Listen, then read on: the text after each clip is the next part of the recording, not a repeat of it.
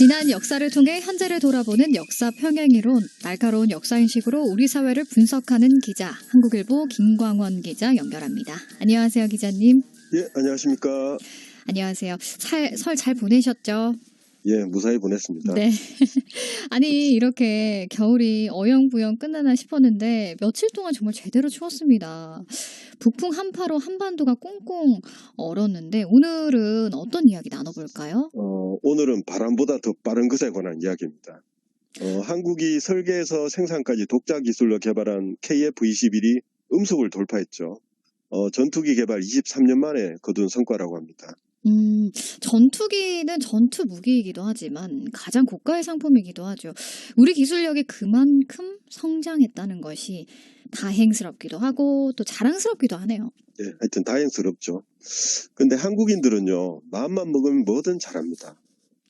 마음만 먹으면. 근데 누구든지 마음만 먹으면 잘할 수 있는 거 아니에요? 그렇긴 한데요. 한국인들은 훨씬 더 잘합니다. 이게 한중일을 비교해보면 알 수 있거든요. 저번에도 말씀드렸지만 신라의 기계식 활은 중국에서 기술을 빼앗고 싶어 했을 정도로 뛰어났고요. 네. 화약도 제일 잘 만들었죠. 또 임진왜란 때 삼국 전투술이 다 모였는데 그중에 가장 훌륭했습니다. 우리 것이. 이 과거의 중국은 경제든 문화든 세계를 통틀어도 대단한 나라였거든요. 그런 면에서 신라나 조선의 기술은 세계 어디에 내놓아도 통할 만큼 훌륭했다 이렇게 말할 수 있습니다. 과거의 중국은 지금보다 더 대단했죠. 산업혁명 이전까지는 뭐 강국 중에 강국이었습니다. 그렇죠. 최강국이었죠. 저는 한국인들이 마음먹어서 가장 잘했던 것의 결과물 중에 딱 하나만 꼽으라 이렇게 말하면 한글을 꼽고 싶습니다. 그렇죠. 예, 고대부터 학구열이 뛰어난 우리 민족이잖아요. 네. 그래서 오랫동안 쌓은 지적 역량의 결과물이라 이렇게 생각합니다. 네. 한글만큼 훌륭한 문자는 없습니다. 그럼요. 가장 훌륭한 유산이고 또 미래 자산입니다. 맞습니다. 한글은 정말 두말할 나위가 없죠. 우리 오프닝부터 오늘 얘기를 쭉 했었어요. 한글의 그 위상에 대해서. 네. 예. 이 중국을 좀 보면요. 중국인들은 우선 하나가 되기 힘듭니다. 우리하고 많이 달라요. 늘 강력한 중심 세력이 나머지를 이끄는 형국이거든요. 청나라의 팔기군, 지금의 중국의 공산당이 바로 그런 역할을 합니다. 네. 힘으로 봉합시킵니다. 그래서 마음이 하나로 똘똘 뭉쳤을 때 시너지를 기대하기가 무척 힘듭니다.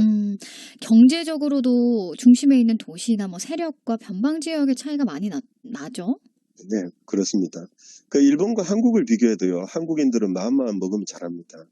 한 일본인 학자가 이렇게 설명을 했습니다. 한국과 일본을 비교하면서 한국을 이의 나라, 일본을 기의 나라 이렇게 했거든요. 이기론. 예, 그거 맞습니다. 네. 그 이의 나라인 한국은 하나의 보편적인 원리를 추구합니다.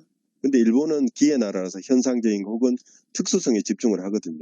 그래서 한국은 근본적인 합의점, 공통된 의견을 도출하기 위해서 치열한 논쟁을 거칩니다. 그래서 말이 많아요. 그렇게 의견 일치의 순간 혹은 절대 다수가 함께 마음을 묶는 순간으로 조금씩 다가가는 거죠. 논쟁할 때는 지지부진해 보이지만 일단 의견이 일치되면요. 무섭게 돌진하죠. 예. 그게 바로 한국인의 특징이 아닐까 싶은데요.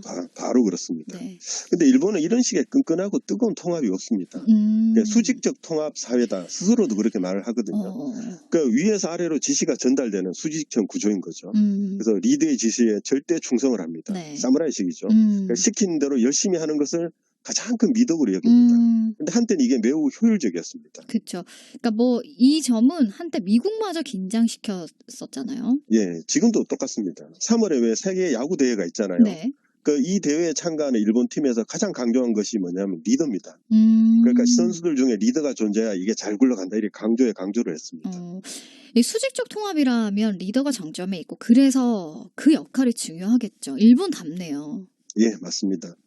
지금은 수직적 통합 구조가 허점을 드러내고 있습니다. 가장 구체적인 예가 뭐냐면 반도체입니다. 그러니까 일본이 반도체를 주도할 때와 지금의 차이를 보면요. 현재는 여러 나라에서 분업을 통해 협력하고 조율하면서 발전을 하고 있거든요. 네. 근데 일본은 과거부터 전자기기 제조사가 리더 역할을 맡고 아래에 반도체 제조사를 갖추고 수직적 또 통합적으로 관리를 했거든요. 그런 형식을 고집한 결과가 결국 이제 세계적인 흐름에서 뒤처지는 것, 이걸로 나타난 거죠. 반도체 하면은 우리나라 기업들이잖아요. 예. 반도체 흥망성쇠가 국가의 시스템 또는 뭐 국민성과 연관이 있다고 생각하니까 이게 좀 아주 의미심장하게 다가오네요.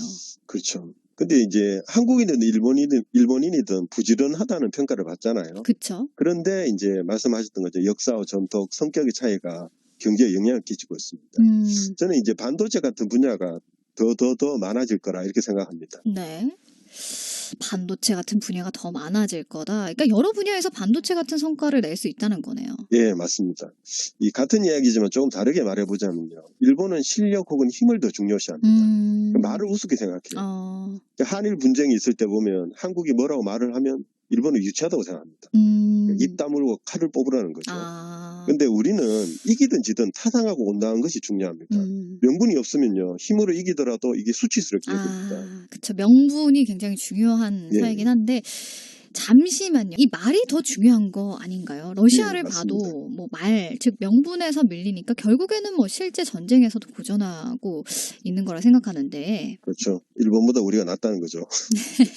우리는 흥의 민족입니다. 흥이 나려면요. 마음이 통해야 되잖아요. 그쵸. 근데 마음이 통하려면 말을 깊이 섞어야 합니다. 그래서 말과 마음이 통하면 그 어느 나라 사람들보다 우리는 뭐든 잘 해냅니다. 전투기도 이제 지금 음속에 성공했지만 이제 네. 스텔스도 개발해야 되겠죠. 네. 잘할 겁니다. 그러니까 저는 우리가 다 같이 마음만 굳게 먹으면 네. 뭐든 세계에서 가장 잘하게 될 것이다. 이렇게 확신합니다. 마음만 먹으면이라고 했을 때 그냥 뭐 수식이라는 생각을 했었는데 한국인들이 마음 먹으면 그거는 그야말로 차원이 다른 에너지를 가지게 된다. 이런 뜻으로 들리네요. 예. 음력으로 이제 새해 시작인데 그런 자신감을 가득 채워서 어떤 좀 한 해를 시작했으면 하는 바람입니다. 오늘 어떤 추천곡 한번 들어볼까요? 예, 자니 브라더스의 빨간 마우라를 같이 듣고 싶습니다. 이 공군을 상징하는 노래입니다. 제가 공군 사병으로 군 복무를 했는데요. 그렇군요. 예, 활주로 청소하면서 한 번씩 들었습니다. 특히 공군 출신들 모두 각별히 새해 복 많이 받으십시오. 오늘 공군 얘기도 문자로 막 올라왔는데 예. 이 자니 브라더스의 빨간 마우라 곧 들어보도록 하겠습니다. 오늘 소식 감사합니다. 예, 감사합니다.